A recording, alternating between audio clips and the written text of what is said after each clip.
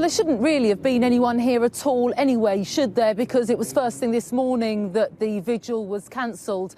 And throughout the afternoon, it became clear that there were going to be large numbers of people here come 6 o'clock when the vigil would have started. And it was peaceful, as you say, at the beginning. There was a minute's silence. But then the chanting began. Now, initially, it was chants about needing to end violence against women.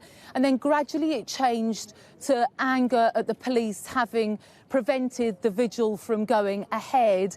And then it grew to anger at the way that the police were handling it, according to the protesters here. And what we saw were loud and furious clashes between groups of protesters and mourners and the police, and some individuals being led away, flanked by police officers in high vis and followed by crowds of really angry people shouting and chanting as they were led away to the police vans. You know, this wasn't what Reclaim These Streets, the organisers, originally had expected. I spoke to one of the organisers earlier and she said that she thought initially that it would be maybe 50 friends. That's what they thought about to start with, but it really gained momentum, which is why we've seen such large numbers of people here today. And actually, it's important to note that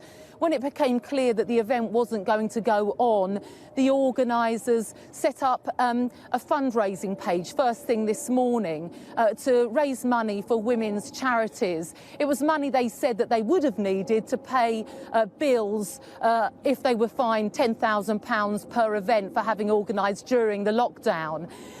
So instead, they have raised nearly £500,000 already in one day alone. And Tom is in Downing Street this evening. Lots of political fallout then, Tom, from tonight's scenes in Clapham. Yeah, serious questions, it seems, being raised for the Metropolitan Police and how they have handled this extremely sensitive situation. We've had a short statement in the last few minutes from the Home Secretary, Priti Patel, where she says some of the footage circulating online from the vigil in Clapham is upsetting. I have asked the Metropolitan Police for a full report on what happened. We've also just recently heard from the Mayor of London, Sadiq Khan. He goes slightly further, saying that the scenes in Clapham Common are unacceptable and that the police have a responsibility to enforce COVID laws. But from the images I've seen, he says, it's clear the response was at times neither appropriate nor proportionate. I'm in contact with the Commissioner and urgently seeking an explanation. Similar tone from the Labour leader, Keir Starmer, who says the scenes in Clapham this evening are deeply disturbing. Women came to mourn Sarah Everard. They should have been able to do so peacefully. I share their anger and upset at how this has been handled. This was not the way to police this protest. Now, clearly those are questions largely for the police, but I think there will be growing questions too for government in the days ahead.